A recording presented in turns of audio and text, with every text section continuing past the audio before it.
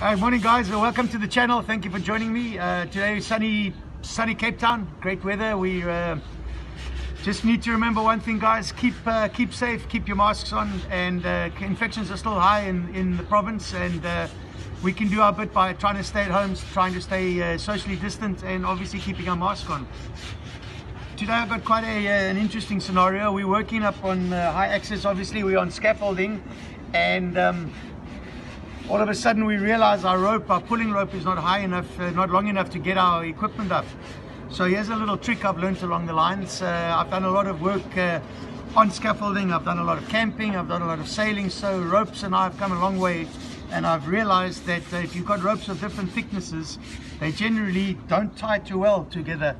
I'll use a standard a Boy Scout reef knot, which is in theory quite a great knot, but we'll notice that it doesn't stick. It doesn't tie to itself because of the different thicknesses and different hardnesses. I'll just do a normal granny knot, and that also pulls loose. Now what I've learned, and it's pretty foolproof, you can use any thickness of rope, cable, wire, whatever. You just take the two ends together, you just wrap it around itself one time and pull it through. Very simple knot, but difficult because the thicker rope, and you give them a yank, and voila, guaranteed to not pull out.